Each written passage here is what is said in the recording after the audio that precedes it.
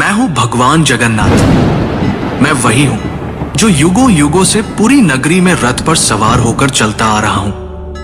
पर आज मैं तुम्हें अपने रहस्य का वो सत्य बताने आया हूं जिसे केवल भाग्यशाली ही जान पाते हैं। लोग मुझे जगन्नाथ कहते हैं, पर क्या तुम जानते हो मैं कौन हूं? मैं वही हूं जो द्वारका में श्री कृष्ण था, वही जिसने अर्जुन को गीता सुनाई, वही जिसने राधा के प्रेम को साक्षात ईश्वरत्व में बदल दिया, वही जिसने अधर्म के सामने धर्म को विजयी बनाया। जब द्वारका का अंत हुआ, मेरा पार्थिव शरीर समुद्र में प्रवाहित कर दिया गया, पर मेरा हृदय, मेरा चेतन तत्व नष्ट नहीं हुआ। समुद्र में एक दिव्य काष्ठ पवित्र लकड़ी के रूप में प्रकट हुई और बहती हुई पुरी के तट पर आई। उसी समय राजा इंद्रद्युम्न ने मुझे स्वप्न में देखा। हे राजन, ये कोई साधारण लकड़ी नहीं, ये मेरा शरीर है, इससे मेरा विग्रह बनवाओ। राजा ने आदेश दिया। मूर्ति बनाने के लिए एक वृद्ध पुरुष प्रकट हुए। उन्होंने कहा, इन्हें गुप्त रूप से बनाऊंगा, कोई द्वार मत खोलना। वो कोई और नहीं, स्वयं विश्वकर्मा थे।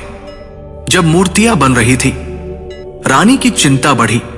द्वार खुलवाया गया। मूर्तियां अधूरी थी।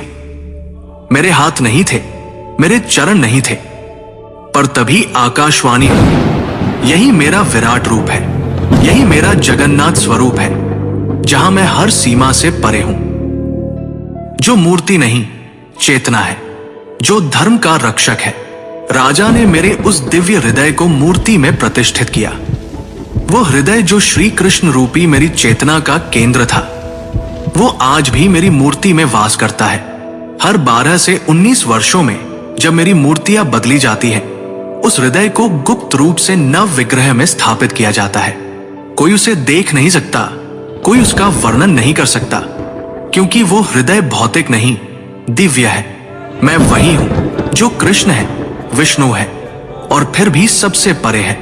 मेरी आंखें गोल हैं, क्योंकि मैं हर दिशा में देखता हूं।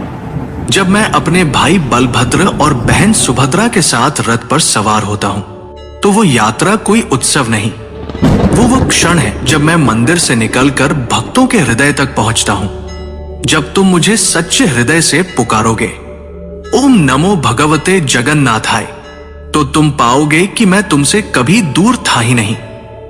मैं वही था तुम्हारे भीतर, तुम्हारी चेतना में।